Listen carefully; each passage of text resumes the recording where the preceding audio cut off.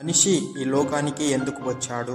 మరణం తర్వాత మన ఆత్మ ఏ దారిన వెళ్తుంది? మనం జీవితం అంతిమ క్షణంలో మనం ఎవరిని స్మరించామో, ఏ దైవాన్ని స్మరించామో అది మన గమ్యాన్ని నిర్ణయిస్తుందని మీకు తెలుసా? అక్షర బ్రహ్మ యోగము ఇది కేవలం యోగం గురించి కాదు. ఇది జీవిత రహస్యాన్ని, మరణాంతర గమ్యాన్ని మరియు భగవంతుని దివ్యధామాన్ని చేరే మార్గాన్ని మనకు వివరిస్తుంది. ఈ అధ్యాయం చెప్తుంది, రోజువారీ పనులలోనూ భగవంతుని స్మరించగలవాడే నిజమైన యోగి.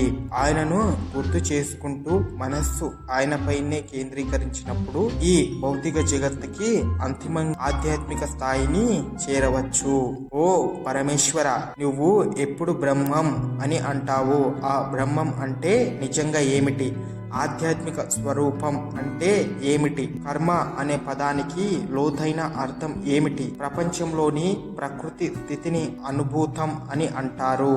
అది ఏమిటి? దేవతల పరిపాలనను ఆది దైవం అంటారు. అది ఎవరు? మరి ఈ శరీరంలో ఉన్న ఆదియజ్ఞుడు ఎవరు? ఆయననే యజ్ఞంలో భాగమై ఉన్నట్లు ఎందుకు చెప్తారు? ఇక ముఖ్యమైన ప్రశ్న, ఓ కేశవ, మనిషి చివరి శ్వాసలోనూ మరణం సమయంలోనూ దృఢమైన మనస్సుతో నిన్ను తెలుసుకోవడం ఎలా సాధ్యమవుతుంది? ఇలా అర్జునుడు తన హృదయంలోని గందరగోళాన్ని శ్రీకృష్ణుడికి ప్రశ్నల రూపంలో ఉంచాడు. అర్జున, ఎప్పటికీ ఈ విశ్వమంతటికి ఆధారమైన, ఎప్పటికీ నాశనం కాని పరమతత్వాన్ని బ్రహ్మం అంటారు. జీవి లోపల దాగి ఉన్న నిజమైన ఆత్మస్వరూపాన్ని ఆధ్యాత్మం అని పిలుస్తారు.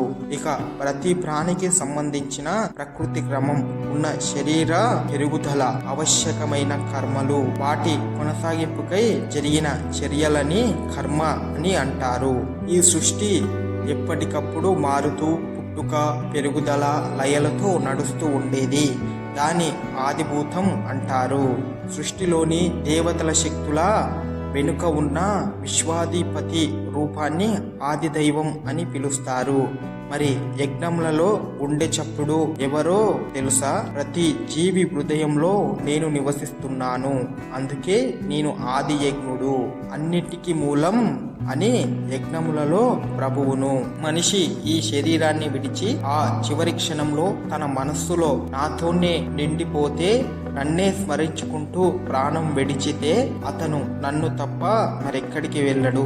ఇది నిజమని నువ్వు ఎలాంటి సందేహం పెట్టుకోనవసరం లేదు. మరణాంతం నన్ను తలచిన వారు నన్నే చేరుకుంటాడు. ఓ కుంతిపుత్రుడా, మరణ సమయంలో జీవి ఏ విషయమైనా మనస్సులో నిలుపుకుంటాడో ఆ క్షణంలో అతను చింతన ఏదైతే ఉంటుందో అతను మరణాంతరం అదే స్థితిని పొందుతాడు. ఎందుకంటే తన జీవితం మొత్తం ఏ ధ్యాసలో గడుపుతాడో మన చివరి శ్వాసలో కూడా అదే మనస్సును ఆక్రమిస్తుంది. జీవితమంతా ప్రతి క్షణం, ప్రతి శ్వాసలో నన్నే స్మరించు. అదే సమయంలో నీ కర్తవ్యమైన యుద్ధాన్ని కూడా నిర్వర్తించు. నీ మనస్సు, నీ బుద్ధి ఇవన్నీ నాకే శరణు అయి నాకే అర్పించబడితే నీవు నన్ను తప్ప మరెవ్వరిని పొందవు. ఈ విషయంలో ఎలాంటి సందేహం లేదు. ఓ భారత, ఎదుటి దిశకు పోనీయకుండా, ఎప్పటికీ చేరనీయకుండా అభ్యాసం ద్వారా మనసుని ఒకటే దిశలో నిలిపి నన్నే స్మరిస్తూ ఉంటే నీవు తప్పకుండా నన్ను పొందుతావు. ఈ విషయం మీద ఎటువంటి సందేహము పెట్టుకోవలసిన అవసరం లేదు. అర్జున, భగవంతుడు అన్ని తెలిసిన సర్వాగ్నుడు, కాలానికంటే ప్రాచీనుడు, ప్రపంచమంతటిని నియంత్రించే అధిపతి. ఆయన సూక్ష్మం కంటే సూక్ష్మమైన వాడు, అన్నింటికీ ఆధారమైన అఖండ సత్యం. మన ఊహకి అందని ఆయన స్వరూపం దివ్యము, శాశ్వతము. సూర్యుడి కాంతి కంటే అపారమైన తేజస్సు ఆయనది. అజ్ఞానపు చీకట్లు ఎప్పటికీ తాకలేనిది ఆయన సత్తా. ఎవరైతే మరణ సమయంలో యోగా అభ్యాసంతో పొందిన అచంచలమైన మనస్సుతో ప్రాణశక్తిని కనుబొమ్మల మధ్య కేంద్రీకరించి పరమ దివ్య స్వరూపుడైన నన్నే భక్తితో స్మరిస్తారో వారు తప్పకుండా తప్పకుండా నన్నే పొందుతారు. వేదములను బాగా అధ్యయనం చేసిన పండితులు ఆ పరమాత్మను ఎప్పటికీ నాశనం కానివాడు అని వర్ణిస్తారు. ఆ దివ్య స్థితిని చేరుకోవాలని కోరుకునే మహర్షులు బ్రహ్మచర్యాన్ని ఆచరిస్తారు. ప్రాపంచిక భోగాలన్నింటినీ త్యజించి తమ జీవితం మొత్తం ఆ గమ్యానికే అర్పిస్తారు. ఇప్పుడు ఆ పరమ లక్ష్యాన్ని చేరుకోవడానికి దారితీసే మార్గాన్ని నేను నీకు స్పష్టంగా చెప్పబోతున్నాను. యోగి తన శరీరంలోని అన్ని రకాల ద్వారాలను, ఇంద్రియాలను కట్టడి చేయాలి. మనస్సుని హృదయ మధ్యలో నిలిపి ప్రాణశక్తిని నెమ్మదిగా పైకి లాగి తల భాగంలో స్థిరపరచాలి. ఇలా సంపూర్ణ ఏకాగ్రతతో యోగ ధ్యానంలో స్థిరంగా నిలవాలి. మరణ సమయంలోనూ ఎవరైతే పరమేశ్వరుడైనా నన్నే స్మరించుకుంటూ ఓం అనే దివ్యనామాన్ని జపిస్తూ ఈ శరీరాన్ని విడిచిపెడతారో అటువంటి వారు తప్పకుండా పరమ గమ్యాన్ని పొందుతారు. అదే వారి అంతిమ ధ్యేయం అవుతుంది. ఎవరైతే అనన్యమైన మనస్సుతో మరే దిక్కు తిరగకుండా ఎల్లప్పుడూ నన్నే స్మరిస్తూ ఉంటారో అటువంటి యోగులకు నేను చాలా సులభంగా లభిస్తాను. ఎందుకంటే వారు ఎప్పుడూ నాలోని మునిగిపోయి ఉంటారు. నా స్మరణే వారి శ్వాస, నా ధ్యాసే వారి జీవితం అవుతుంది. ఎవరు నన్ను పొందుతారో ఆ పరమాత్ములు మళ్ళీ ఈ లోకానికి రారు.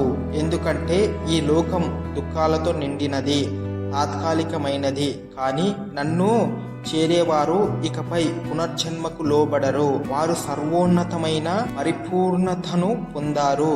అది వారిని నిత్యమైన ఆత్మశాంతి వైపు నడిపిస్తుంది. బ్రహ్మలోకం వరకు ఈ సృష్టిలోని అన్ని లోకాలను జీవులు పునర్జన్మకు లోబడుతూనే ఉంటారు.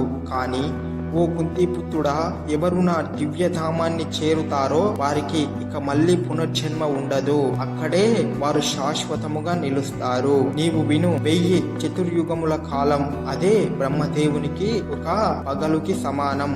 అదెంత కాలం ఆయన రాత్రి కూడా ఉంటుంది. ఇది తెలిసిన వారు ఈ విశ్వం యొక్క పగలు రాత్రి యథార్థాన్ని అర్థం చేసుకుంటారు. కాలం ఎంత విశాలమో ఈ సృష్టి అంత అద్భుతమైన చక్రంలో నడుస్తోందో అవగతం చేసుకుంటారు. బ్రహ్మదేవుని పగలు ప్రారంభమైనప్పుడు అన్ని జీవులు అవ్యక్తం మూలం నుండి బయటకు వచ్చి సృష్టిలో వ్యక్తమవుతాయి. కానీ ఆయన రాత్రి మొదలవగానే ఆ జీవులన్నీ తిరిగి అవ్యక్త స్వరూపంలోకి లీలమైపోతాయి.